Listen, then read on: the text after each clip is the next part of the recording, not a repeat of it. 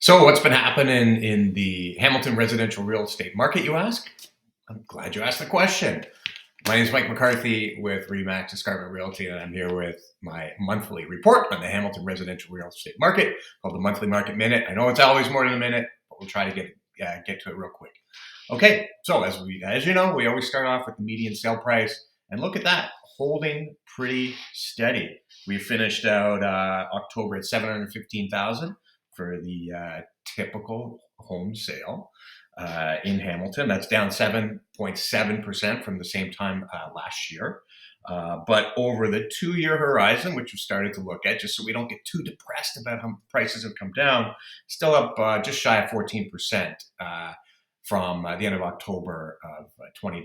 So overall, long term, still pretty healthy with home values in the area. Okay, next, days on market.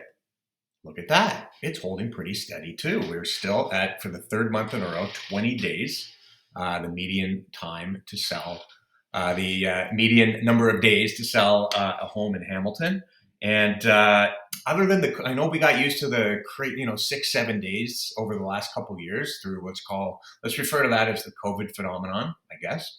The 8 years prior to COVID, the average median days on market was 20 days. So here we are back at a pretty typical and holding steady number for the market here in Hamilton. Next, months of inventory, kind of holding pretty steady. Actually went down a little bit, down to 3.1 months of inventory. Now, overall, the last 5 or 6 months, as we've seen this number rise, it hasn't happened for a long time. But this consistent kind of stable streak of where we're at, kind of 2.5 to 3, we have seen this over the last 10 years, 10, 11 years.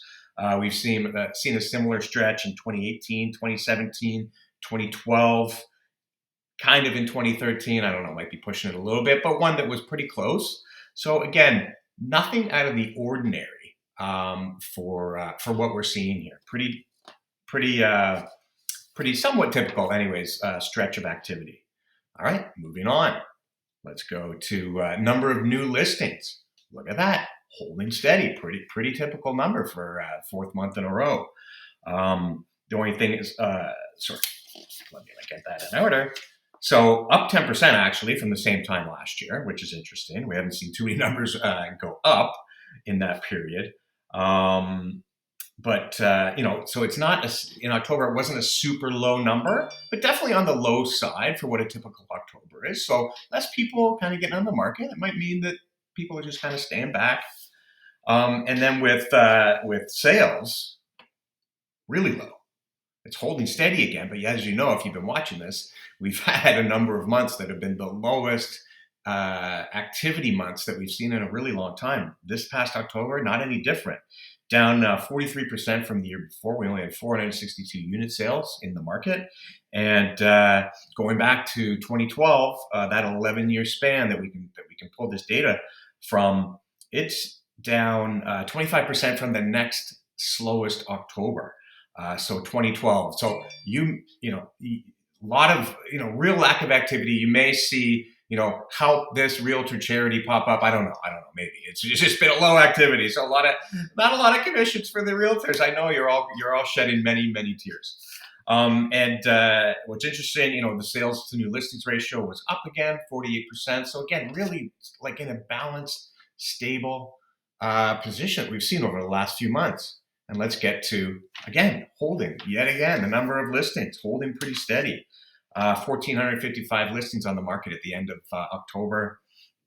It's a pretty typical number, maybe a little on the low side for the end of October, but again, pretty typical. Like we've seen in most of these metrics, fairly typical. Some of them are a little lower, and especially activity is quite low, but overall, pretty stable. It's kind of reminding me of one of the many iconic scenes in one of my favorite movies, Braveheart, where they're holding the line. Everything is holding steady here. Now, it might be, perhaps it's just because of the uncertainty about interest rates, buyers and sellers are just kind of holding back. And certainly we're not seeing the amount of activity. But a lot of people have been talking about, oh, the interest rates are going to rise, so the market's going to crash. Actually, the kind of the opposite's what happened, and maybe it's what's happened is exactly what the Bank of Canada has hoped to happen. It's stabilized the housing market, which is which is a significant contributor to inflation in the country. We've from July with this steadying that we've seen. It's all from July, and from July is when we've seen the spike in the interest rates, 225 basis points, probably another 50 coming up in early December. So I don't know. Who knows? Maybe it's doing what it's supposed to do. It's certainly the doom and gloom of plummeting home prices with the rising in interest rates has not occurred.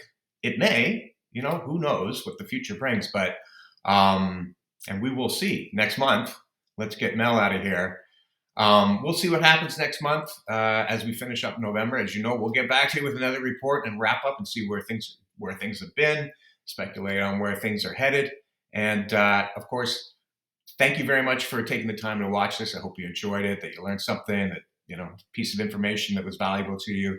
If you can, please give it a thumbs up on social media. If you have any questions about anything, feel free to hit reply or call me or text me, and I'll be happy to have that discussion with you. Okay. All right. Once again, thanks a lot. Have yourself a great month, and we'll see you in December. Okay. Bye.